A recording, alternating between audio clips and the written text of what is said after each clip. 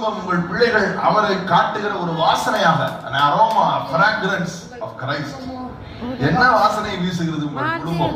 என்ன வாசனை வீசுகிறது உங்களுடைய சூழ்நிலை? வெற்றி வாசனையை வீசியே ஆக வேண்டும். ஆமென் சொல்லுங்க. இல்லைன்னா பரவாயில்ல, அப்படி இல்ல. அவருடைய நாமத்தின் நிமித்தம் துன்பப்படுறது வேற, வாழ்க்கையில சும்மா துன்பப்பட்டு அடிபட்டு நாசமாயி கஷ்டப்படுறது வேற. ஆமென். இயேசுவின் சுவிசேஷத்திற்காக பாடுபடுவது வேற, சுவிசேஷத்தை அறிவிக்காம வீட்டுக்குள்ளே பாடுபடுறது வேற. இயேசு அவருடைய சுவிசேஷத்தை பொறுத்து நீங்கள் பாடுகளை சகிப்பீர்கள் என்றால் உங்களுக்கு அங்கே பலன் உண்டு. ஆனால் சும்மா பாடுகளை சகித்தால் கர்த்தர் உட்கார்ந்து, நானும் உனக்காக ரத்தம் சிந்தினேன், நானும் உனக்காக சிலுவையில் அடிக்கப்பட்டேன், நானும் உனக்காக சாபமாக்கமுனேன், உன் பாவத்தை சுமந்தேன், உனக்காக அவமானத்தை அனுபவிச்சேன், நீ அனுபவிச்ச. இப்ப நான் அனுபவிச்சதுல வீணால போச்சு.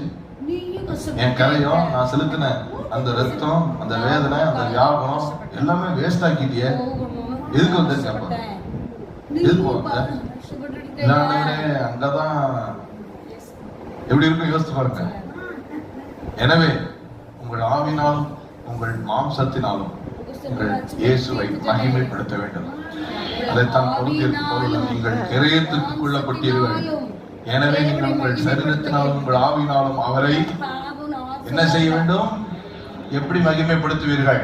கடன் வாங்கி வாழ்ந்து கொண்டிருப்பீர்கள் என்றால் அநேக ஜாதிகளுக்கு கடன் கொடுத்து கர்த்தர் உங்களை வாழ வைப்பார்.